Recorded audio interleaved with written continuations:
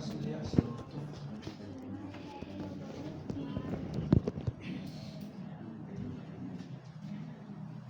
Ya, kayak ini. Jadi kan strukturnya itu ada kondisi eksternal, ada profil, kemudian budaya mutu, relevansi pendidikan, relevansi pengabdian masyarakat, akuntabilitas, defisiensi misi yang sama strukturnya dong, sama dengan strukturnya 2,0 ya. Defisiensi misi juga ada, ya betul memang. Karena yang berubah tadi hanya di relevansi pendidikan. Nah, iya.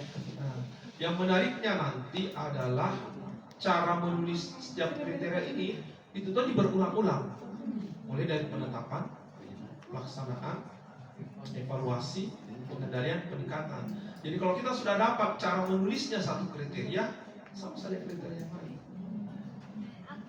Nah, gitu. Sama, iya, sama. Ya, sama. Jadi diulang-ulang saja terus cara menulis ini.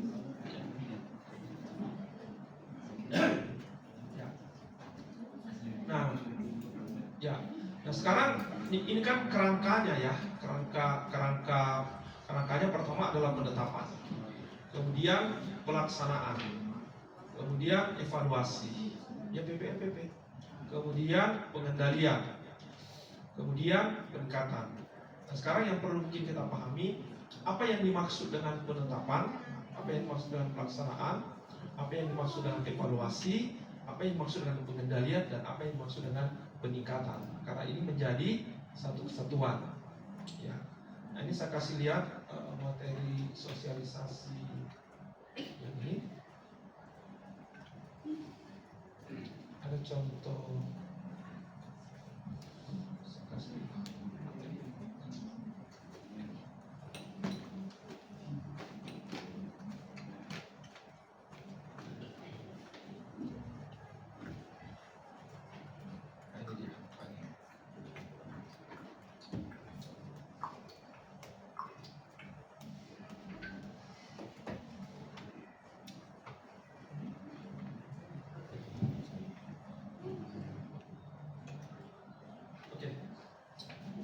Ya, ini sebetulnya jadi di bagian penetapan itu pertama adalah ada kebijakan. Jadi bagian penetapan itu misalnya terkait dengan budaya mutu, apakah ada SK Rektor, SK Dekan terkait dengan budaya mutu. Jadi kebijakannya dulu. Kemudian setelah itu standar terkait dengan budaya mutu. Ya. Nah, di sini yang contoh saya perhatikan ini adalah bagaimana contoh pernyataan standarnya. Ya. Jadi misalnya ada standar terkait dengan dosen. Nah, harus kita tulis contoh pernyataan standarnya. Misalnya dekan melakukan rekrutmen dosen agar tercapai rasio dosen sebesar ini. Kemudian apa indikator kinerjanya? Jadi di bagian penetapan itu minimal 3 yang harus kita tulis. Pertama adalah kebijakan, standar, kemudian pernyataan standar yang relevan dengan butir itu, kemudian indikator kinerjanya. Ya, itu. Kenapa ini penting? Karena nanti di bagian pelaksanaan yang kita cerita adalah pelaksanaan standar. Itu benang merahnya. Ya, jadi saya ada standarnya. Nah, ini ada contoh pernyataan standar. Nah, kemudian pelaksanaan adalah kegiatan yang dilakukan di bagian B ya, perhatikan. Kegiatan yang dilakukan oleh unit kerja dalam rangka mencapai standar dan indikator yang ditetapkan pada tahapan penetapan. Jadi kita mencerita kegiatan-kegiatan apa saja yang kita lakukan untuk mencapai standar dan indikator yang telah kita tulis di bagian penetapan. Ya, itu maksudnya. Jadi ini contohnya, ini dikasih contoh. Misalnya tadi pernyataan standarnya seperti ini. Indikatornya seperti ini. Nah, di bagian pelaksanaan, institusi melaksanakan rekrutmen dosen baru pada bulan April dan berhasil merekrut dosen sebanyak ini, sehingga rasio dosen mencapai ini. Cerita dulu kegiatan-kegiatan apa saja yang kita lakukan. Kemudian bukti pelaksanaannya, misalnya ada dokumen pendaftaran, seleksi dan sebagainya. Nah, itu perhatikan kita sudah menulis pelaksanaan kegiatan untuk mencapai standar atau indikator yang telah ditetapkan di bagian penetapan. Ya, kita harus lihat benang merahnya. Nah, kemudian evaluasi. Ya. Nah, apa yang harus dievaluasi? Nah, kita harus perhatikan baik-baik. Yang dievaluasi di sini adalah ketercapaian standar. Ya, ketercapaian indikator. Jadi semua pernyataan standar, semua indikator-indikator yang kita tulis di penetapan itu kita harus evaluasi. Tercapai enggak atau tidak? Sejauh mana ketercapaiannya? Ya, jadi misalnya di sini kita lihat tadi, ini pernyataan standar. Ini pelaksanaannya. Nah, di bagian evaluasi contohnya adalah berdasarkan hasil audit mutu internal, kan biasanya evaluasi itu melalui AMI, ya, atau kegiatan lain. Berdasarkan hasil AMI yang dilaksanakan pada bulan Juli 2023 diperoleh temuan bahwa rasio dosen mahasiswa belum mencapai target pada tahun 2022, yaitu sebesar 1:30. Jadi yang dievaluasi itu adalah indikator. Ya. Nah, kemudian nanti karena ini belum tercapai, kita bisa melihat apa kendalanya sehingga indikator itu tidak tercapai. Misalnya jumlah pendaftar calon dosen yang memiliki kualifikasi kurang. Ya. Jadi kelihatan nih benang merahnya. Penetapan tadi ada kebijakan, ada penetapan standar, pernyataan standar, ada indikator yang mau dicapai. Kemudian pelaksanaan kegiatan-kegiatan yang kita lakukan untuk mencapai indikator tersebut. Di bagian evaluasi, kita evaluasi ketercapaian indikatornya. Ya, apakah tercapai atau tidak.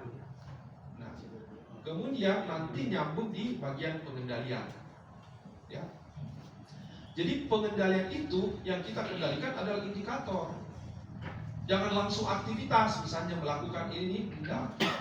Kita harus tulis dulu indikator apa yang kita mau kendalikan, baru menulis aktivitasnya. Ya, jadi pengendalian itu adalah pengendalian indikator. Ya, jadi bisa kita lihat tadi dari evaluasi ditemukan bahwa jumlah pendaftar calon dosen yang memiliki kualifikasi kurang. Berarti pengendaliannya adalah, nah, berdasarkan rapat RTM dan serahkan pada bulan Agustus untuk mencapai target rasio dosen mahasiswa 30, ini kan indikator. Disebut dulu indikatornya. Dilakukan tindak lanjut berupa peningkatan promosi untuk calon dosen baru serta waktu pendaftaran diperpanjang. Jadi jangan langsung aktivitas. Harus dimulai dari indikator mana yang kita kendalikan. Kan nanti kan banyak dipenetapkan banyak indikatornya. Ya. Nah, kemudian terakhir peningkatan. Ya boleh. Jadi tadi pengendalian, apakah setiap kreditor tadi kan ada kreditornya 1, 2, 3, 4 misalnya sekarangnya, apakah setiap kreditor itu harus ada evaluasi PPP-nya? Atau cukup misalnya hanya yang dianggap kurang? Kalau pengendalian, semua indikator harus kita kendalikan. Iya, pengendalian. Tapi kalau peningkatan tidak perlu. Hanya indikator. Peningkatan itu juga tidak berarti peningkatan. Bisa juga penyesuaian. Misalnya ada indikator ini terlalu tinggi, ya toh, kita bisa sesuaikan, kita bisa turunkan, asalkan jangan di bawah standar dikti. Ya, tetapi kalau misalnya kita, ini kan sudah tercapai, maka kita mau tingkatkan. Maka di bagian peningkatan, indikator-indikator itu saja yang kita tingkatkan. Ya. Iya, semua indikator yang kita tulis di bagian penetapan itu nanti di bagian pengendalian harus ditulis ulang ketercapaiannya. Iya. Iya, kalau ini kan cuma satu contohnya. Iya, betul. Ya, yang terkait dengan kriteria itu. Ya. Kalau di bagian peningkatan, nah hanya indikator-indikator apa yang kita buktikan. Jadi ini juga kita harus hati-hati. Yang dimaksud peningkatan itu adalah peningkatan standar, bukan aktivitas. Misalnya kita tinggal tulis melakukan kegiatan ini, meningkatkan ini, tapi untuk apa gitu? Jadi ini peningkatan ini bukan peningkatan aktivitas, peningkatan indikator. Tunjukin dulu indikator. Oh, ini sudah tercapai. Maka untuk berikutnya indikator ini dinaikkan menjadi targetnya begini. Ya, itu disebut peningkatan. Baru setelah itu apa aktivitas yang mau dilakukan? Ya. Jadi aktivitas itu Jadi selalu base indikator. Makanya tadi di penetapan harus jelas pernyataan standar, harus jelas indikatornya. Karena ke bawah mengikuti semua itu. Kegiatannya apa yang kita lakukan untuk mencapai standar itu. Evaluasi ya jelas akan tercapai indikator yang telah ditetapkan di bagian penetapan. Jadi di bagian evaluasi tidak boleh muncul indikator tapi tidak ada di penetapan. Apakah indikator itu bagian dari indikator atau tidak? Iya kan penetapan standar. Ditetapkan sebagai indikator. Kan ada standar tuh. Ada pernyataan standar bla bla bla. Untuk mengukur standar itu ada namanya indikator. Nah, harus ditulis indikator. Kalau yang perlakuannya itu berarti masih peningkatan. Perlakuan Ya, jadi secara teori sebetulnya adalah yang kita tingkatkan tentunya indikator yang sudah tercapai. Kalau belum tercapai masa boleh ditingkatkan? Nah, gitu. Capai dulu baru ditingkatkan. Itu teorinya. Kalau bahasanya bukan masa histori, misalnya sebelumnya itu indikator begini, terus tahun ini ditingkatkan, terus Oke. Jadi pertama adalah bisa saja indikator yang sama ditingkatkan targetnya.